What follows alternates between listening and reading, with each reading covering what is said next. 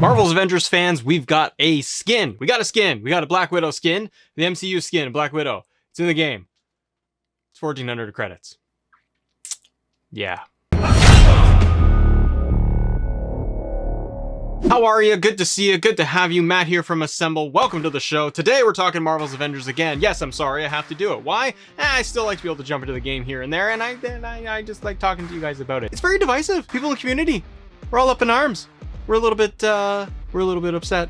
For those of us still playing the game here and there, jumping in occasionally, wanting to get our hands a little bit greased up, a little bit of Avengers, playing a little bit of Iron Man, getting in there with Captain America, you know, dusting off Black Widow a little bit, throwing out those pistols, pew pew.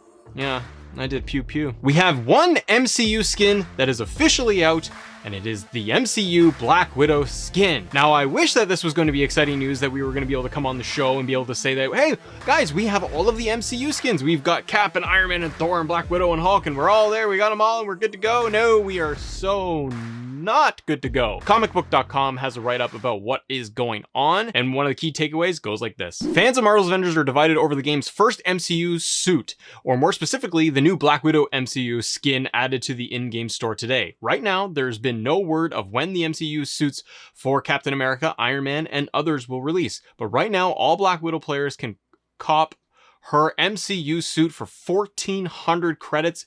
You'd expect this to be a big hype-inducing occasion, but it's turning out to be rather divisive. So it's 1,400 credits. Now, if we want to be able to understand the currency in this game, it does actually break down to around $14, $15, depending on where you live in the world, to get that amount of credit. And to be able to earn that type of credit within the game, sure, you can go and do the daily challenges and the daily missions and grind, but it takes a long time. So many of the fans and so many players of this game have totally exited and are not there. And those that are around, maybe they have enough credit to be able to go in there and get a skin. But there's bigger issues here, guys. If we take a look at the actual skin design and what they have uploaded, I'll put a little bit of a video right up in here somewhere, but you can see how this skin is put together, and a lot of fans are a little bit upset about how this thing has turned out. This is the first MCU skin that they are putting out for the game, and while people would be excited to see that we have Captain America, we have the leaked images of Cap, for example, we are excited to have that, but players are pointing out that, one, okay, the suit looks good for Black Widow, great, but we're not happy with the fact that the hair physics in it look pretty rough around the edges, and there's issues with her pistols, with her holsters as well, and this is infuriating a lot of fans and players that are still wanting to jump into this game. The other issue, and the big one, I think, is not just necessarily like having Black Widow MCU skin as having a little bit of problems with the physics and the hair, because frankly, that has been an issue in the game consistently. So I didn't really expect much to change there. The bigger issue, I think fans are having a little bit more of an uproar about this, those that are still invested in the game somewhat, is that it's 1,400 credits for a single skin. Now, a lot of you guys in the comments and a lot of people in the amazing Assemble community, you guys can talk to me down there today about this video, because some of you will say, hey Matt, hey Dum Dum, that's how they make money off the game. What do you expect them to do? They don't have any other way of actually gaining revenue and generating revenue off of this game. I get it. I understand that putting out skins is the one seemingly only way that Square is actually making additional money and revenue off of this title beyond people that are just purchasing the game and picking it up on sale at this point. I understand. I have also been the person that has bought skins in the past, and I enjoy some of them.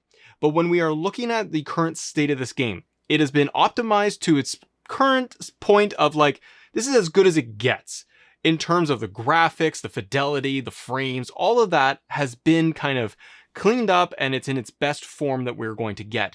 When we look at something like MCU skins, why are they number one coming out at full price of 1,400 credits or $14, $15 for a single skin? Two, why are we not getting multiple skins released at once? Why would you want to do this, what they say, and even in the article and people on Twitter and online have said, of drip feeding fans these skins being released? It doesn't make much sense. Let me know in the comments, but those of you that are still playing this game, what do you think about that? That they're essentially drip feeding we have of these skins, and we have no clarity as to when the other ones are actually going to be rolled out. They put out Black Widow for 1,400 credits, one single skin. Some people are going to grab it, but the unfortunate piece is, are we going to see a bundle pack come out in a week, 3 weeks, a month, 6 months with all of the skins? Are they all going to come out at 14 bucks a pop? This is a lot. Even in the article, you have people quoting on Twitter responding to the post for Team at Square and for Marvel's Avengers as they post that video loop. Some people say it looks cool. Some people say, like, why couldn't you make this 1,000 credits or 900 credits or bundle it in? What's wrong with the hair physics? People also getting disappointed that it is drip feeding skins of all things into this game. What if we get the release of a full MCU pack of skins in 3 weeks and it costs the equivalent of $30 or $50 if you're Marvel's Avengers team? They're probably going to put it at full price because they know that something like MCU skins are going to drive some form of sales to this game, because people and dummies like me are excited to be able to take a look at what these skins are to hopefully grab me back into the game for a little bit. I would be excited to take a look at what the Iron Man and Captain America and Thor MCU skin versions would look like. Maybe I would pick it up, but I am really struggling here because I cannot justify paying 1,400 credits on a single skin.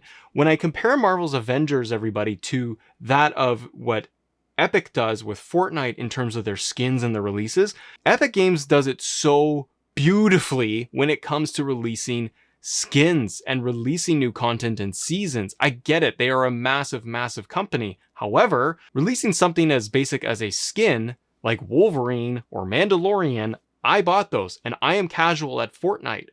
But I love the aesthetics of it. I love the hype behind it. It got me invested and I paid the $6 it was to get a skin.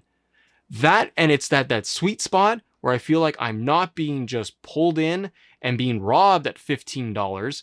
I feel like it's okay that for $6, $7, I'm getting a cool Fortnite skin, run around with my buddies as a Mandalorian, and I'm having a great time. But when the game itself is at a point where it's average to okay or good for some of us, and you release a skin and you're trying to get more players involved and you're trying to bring back lapsed players, hopefully, to bring them into the newer content and to fill out this roadmap and be able to engage in the game again, MCU skins are exciting. Everyone loves the MCU. We want to be able to hook up with our buddies online. We want to be able to play as all of our favorite Marvel's Avengers characters in those MCU skins as classic. Like, we want to relive some of those moments we can through this game. But you put a giant barrier to entry behind this at putting them at full price and having the expectation that players are going to come in and pay that. The other piece of this, everybody, is you need to have, in my opinion, you should be trying to build up a lot of goodwill with your player base and with your audience. Even if you are drip feeding skins and putting out Black Widow, and then every week is going to be another Marvel's Avengers skin coming out for this, even if you wanted to do that as your strategy, coming out at that full price is a big barrier for a lot of players that were lukewarm at the game at this point and did not see themselves jumping back in. And I feel like, in my opinion, it's one more barrier for fans that were hoping to give the game a chance. With us not knowing what this looks like in terms of the release of the skins and that they are just dropped kind of out of nowhere, they show up on our timeline, they go, hey, here's a Black Widow skin. Anybody and everyone that wants to play the game, is playing the game, is immediately going to be asking questions about, well, where are the rest of them? I don't play as Black Widow. Where's Captain America? Where is this? And then Square has to turn around and start feeding answers to this of when they come out. Why not just send out a timeline and say, hey, everybody, we're going to release them one by one. They're all going to cost $4 or $5 per skin. Or at the end of the month, you could wait and you could actually get the full MCU pack and it's going to cost you, say, $30 or $40. Players might do that, but at least you give them the options and at least you give them the opportunity to try to get back into the game. Because if you are this team and if you are producing this game, you are trying to get fans like me, like others in the community, back into this. And this is, unfortunately, I don't think this is the way to do it. Let me know what you all think, though, in the comments. I'm a little bit on the fence about this. Do I want to get the Black Widow skin? No. Not really. Do I want to see what Iron Man and Cap look like?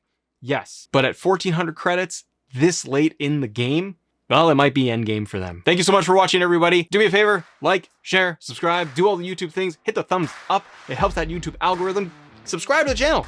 Do that. We passed 2,000 subscribers. Matt here, I got very excited. You know what I did when we hit that 2,000? I went and I got a nice little whiskey. Drank that thing, drank about half that thing, collapsed, passed out, rallied, go out, have another whiskey out on the deck, came back, filmed an episode, and had more fun and shenanigans. 2000 was a great milestone. We've been doing this thing on the channel for over a year, and I have every single one of you to thank for clicking and checking out the show. So thank you very much for supporting us here on the show. And as always, thank you guys for assembling with us. See ya!